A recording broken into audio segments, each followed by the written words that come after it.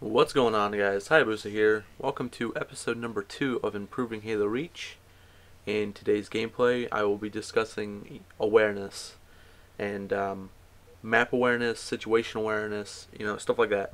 And we'll be playing some Countdown, some Slayer Pro Countdown, and you see me push off down in the bottom, below the lifts, and try to put some shots on someone, but I kind of fail pretty epically. Anyways.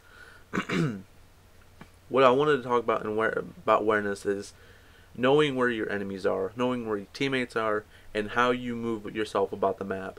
Now, in this gameplay, I should have a few tips just in my gameplay alone of where you should do, and a lot of it has to do with, sound. Being able to know where a grenade is being placed after it's thrown,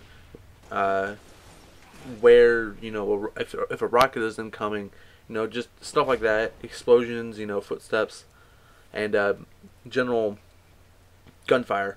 And right now I'm patrolling these backlifts and just trying to put shots on some people up in the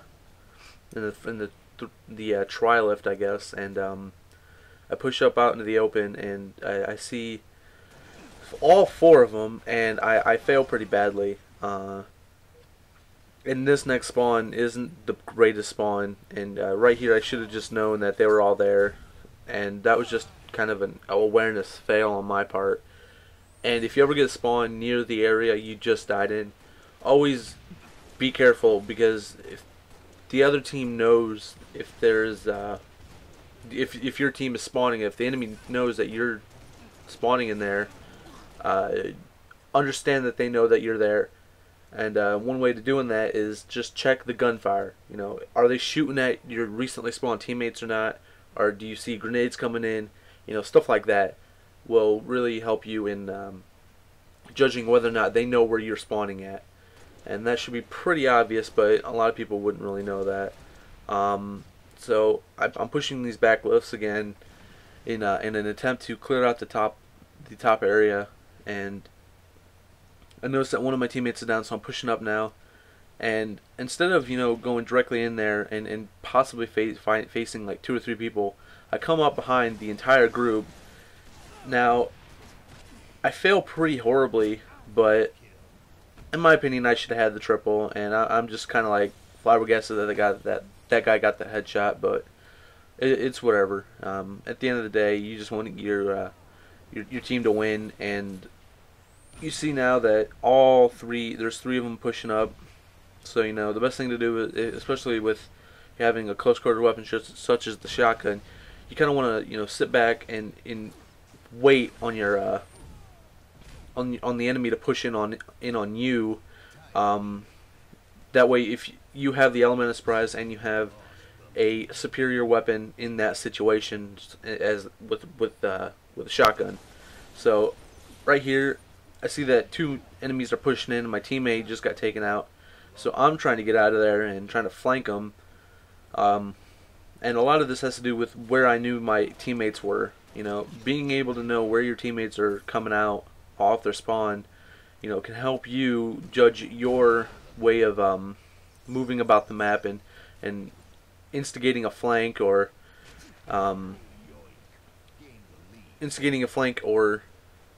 pushing up on and taking the fight head on. And right here I know that guy's going to be waiting, so I tried a different route, and fortunately my teammate gets taken out and I start getting naded upon. So I do myself a favor and I got out of there, and I'll be looking for a health pack to so I don't get grenaded again and die in 1 grenade.